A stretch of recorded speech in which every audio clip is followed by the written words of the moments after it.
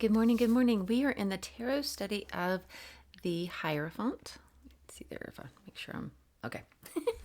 And today, let's go through our cards here. That's the one we'll introduce today.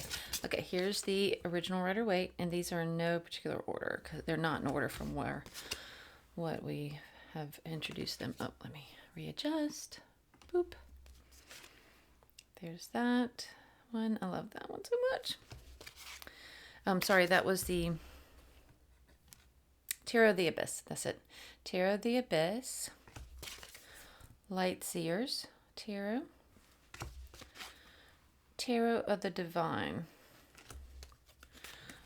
Golden Art Nouveau. Woo! Fancy. Wildwood Tarot. Love that one too. This is the Winter Tarot. Love that one. Star Tarot. So much going on with that one, but it's just like, I don't know, it just feels like almost like a video game you could jump in and play around in for a while. Love it. Mystical Moments Tarot. Tarot of Mystical Moments. The Good Tarot. Love that one too. Love all of them actually in their own way. And then today's card that we're introducing, this is from the Wandering Star Tarot. Love him. And love those keys down there. And it says ritual, ceremony, tradition, structure, knowledge, wisdom, teacher. Okay. So we're going to put him over here. And today we're reading from Tarot for Change by Jessica Dore. Or Dore? Dore. Let's say Dore. And then this is what the inside looks like. It's a proper book there. And don't worry though, it's not, well, it's kind of long, but it's not hugely long. I guess it depends on what book you're comparing it to. All right, let's dive in. Cheers. All right. Oh, where's my little paper? I need my paper to help me read. Block out the words.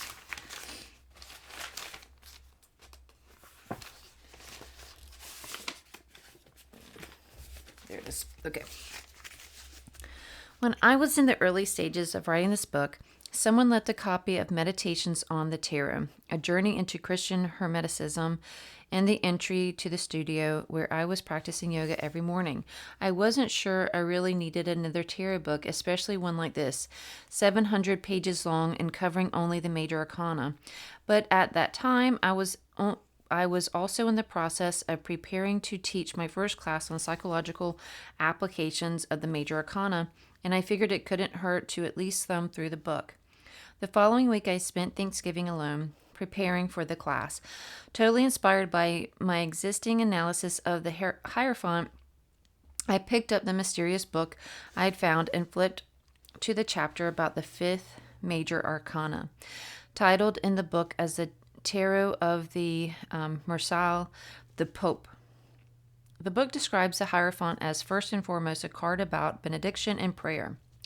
The author writes about spiritual practice as an exercise of vertical respiration, where one forges and continuously maintains a connection between above and below.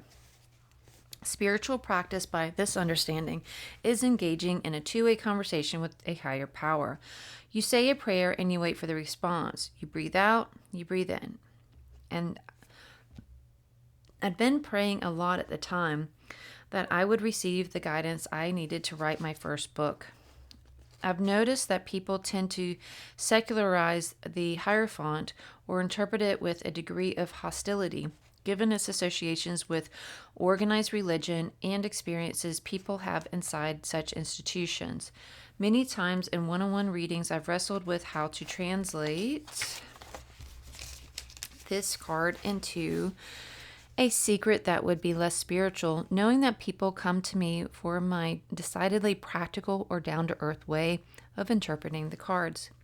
But no matter how far we may swing, individually or culturally, toward the pragmatic and scientific, we remain spiritual, meaning making beings with an inclination towards the numinous. And even if we choose to work with the major arcana for their more exoteric or everyday applications, these cards will always remain a map for a quest towards the truth, towards union with the absolute. The Hierophant is and must be symbolic of spiritual life, of the engagement with and interpretation of the sacred, that which transcends the material realm. One of the reasons why I think people shy away from spiritual practice is that we are rewards-driven beings living in a culture of instant gratification. There are a lot of ways we could understand a card like Hierophant that could offer some immediate implications for daily life, such as a popular view of the card as having to do with education, indoctrination, and conformity with social structures. We all have ideas and beliefs that ought to examine and question so that we can stay true to who we are. Certainly, if you need an invitation to do so, let this be it. But it feels important still to carve out a place for significance of spirituality, however unfashionable.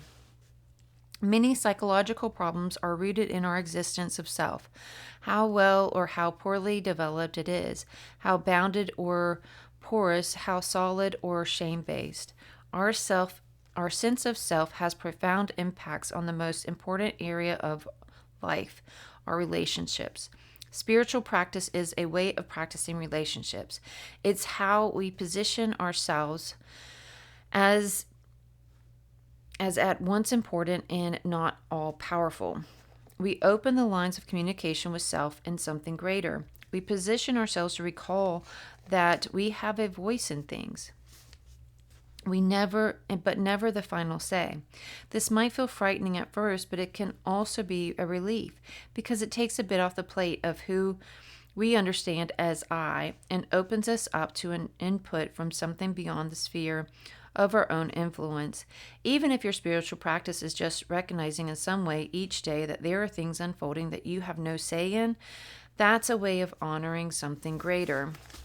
Spiritual practice is how many people in the throes of intense psychological conflict learn to surrender, accept, and be willing. Opening up our awareness to a larger mysterious order of things is a way to let go of our efforts to control the outcomes in our lives and to listen for answers that emerge from the process that has nothing to do with us personally. And understanding this, when things don't work out, we don't automatically assume it to be an indication of our worth or lovability or competence.